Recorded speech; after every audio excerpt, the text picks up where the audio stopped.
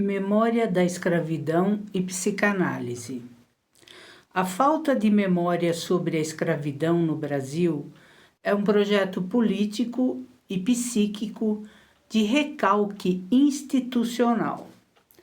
Trata-se do apagamento deliberado dos traumas, das resistências e das heranças estruturais de quase 4 séculos de escravagismo, com o objetivo de preservar a autoimagem benevolente da nação. Uma engrenagem central do que Cida Bento conceitua como o pacto narcísico da branquitude. Cida Bento é uma das intelectuais, psicólogas e ativistas mais influentes do movimento negro brasileiro contemporâneo. O termo recalque ou recalcamento, segundo a psicanálise, é um mecanismo de defesa que empurra traumas e conteúdos intoleráveis para o inconsciente. Na esfera social, o Brasil operou um recalque institucional da escravidão para manter o mito da harmonia racial. Trabalhar o desrecalque da memória da escravidão gera impactos profundos e necessários na sociedade. Rompe o pacto de silêncio e expõe a violência. Força a sociedade a encarar a brutalidade real do tráfico e do cativeiro, desfazendo a narrativa romântica da escravidão branda ou do senhor benevolente. Obriga as instituições, elites e o Estado a reconhecerem que sua riqueza atual foi construída sobre corpos negros escravizados. Trabalhar o desrecalque promove a elaboração do trauma coletivo. Assim como na clínica psicanalítica, o trauma não desaparece ao ser ignorado.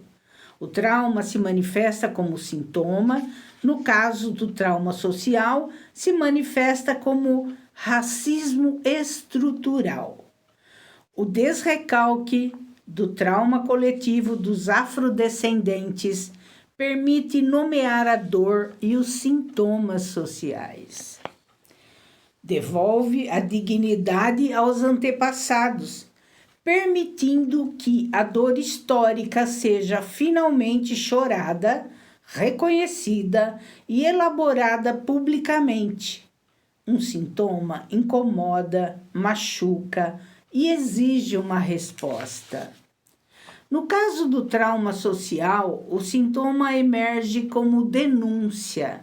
Ele desmascara a mentira social, mostra o passado no presente. O sintoma mostra que a sociedade adoeceu porque tentou enterrar o seu passado em vez de tratá-lo. É a denúncia de que o passado não foi superado, mas sim escondido debaixo do tapete.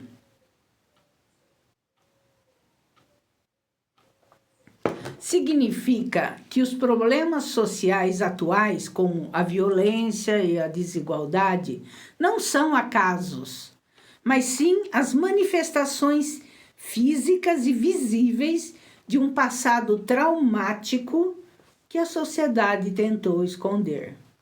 Na psicanálise, quando uma pessoa recalca um trauma, ela não se livra dele. O trauma volta disfarçado na forma de um sintoma, uma fobia, uma crise de ansiedade, uma dor física. Na sociedade ocorre o mesmo.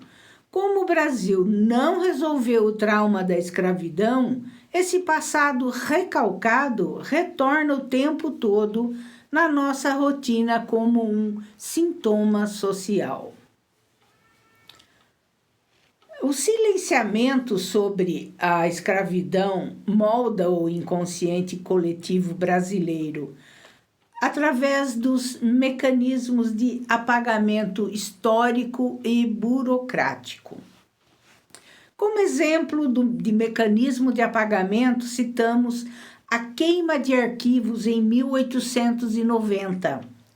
Pouco após a abolição, o então ministro Rui Barbosa ordenou a destruição dos documentos da matrícula de escravizados do Ministério da Fazenda, sob o pretexto de apagar a mancha da escravidão.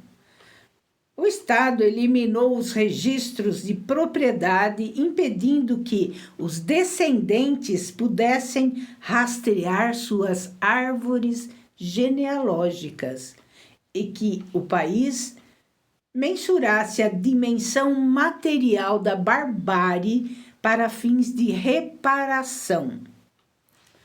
Outro mecanismo de apagamento é a falta de monumentos, museus, prédios preservados para lembrar eventos ou pessoas. Ao contrário de países que viveram o Holocausto ou o Apartheid, e que ergueram museus oficiais de memória e verdade, o Brasil demorou séculos para demarcar espaços como o Cais do Valongo e o Cemitério dos Pretos Novos, no Rio de Janeiro, que frequentemente foram soterrados pelo desenvolvimento urbano. Outro mecanismo que molda o inconsciente coletivo são os efeitos psíquicos da escravidão ser um trauma sem nome. Para que um trauma seja elaborado, ele precisa ser nomeado e socialmente validado. Como a sociedade brasileira se recusa a escutar o luto da escravidão, esse sofrimento permanece sob a forma de um trauma transgeracional não processado. Sem a memória pública de que a pobreza, a condição de moradia precária, como as favelas, e a exclusão educacional que já vem lá de trás da falta de políticas de inclusão pós-abolição, transforma o racismo e a desigualdade em problemas individuais, isolados e psicológicos, em vez de reconhecê-los como problemas coletivos, históricos e institucionais. O sujeito negro interioriza a opressão como uma falha moral ou intelectual dele mesmo, o que leva a um processo de adoecimento psíquico grave. Outro mecanismo que molda o inconsciente coletivo é a amnésia seletiva da branquitude. A falta de memória permite que as elites brancas limpem suas biografias. Estamos nos referindo aos descendentes de antigos colonizadores e senhores de engenho, famílias de imigrantes europeus que receberam amparo estatal nos séculos XIX e XX, né?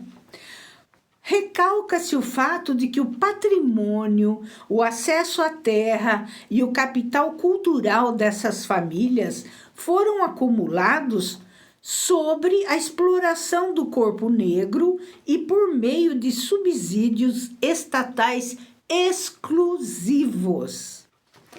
Famílias latifundiárias tradicionais ligadas historicamente ao ciclo do açúcar, do ouro, do café, cuja riqueza inicial foi gerada pela exploração de mão de obra escravizada e de populações negras e indígenas. Ao apagar o nexo causal entre o passado escravista e a desigualdade atual, a branquitude reage com indignação a políticas de reparação histórica, como as cotas raciais, achando que são privilégios e não como justiça distributiva.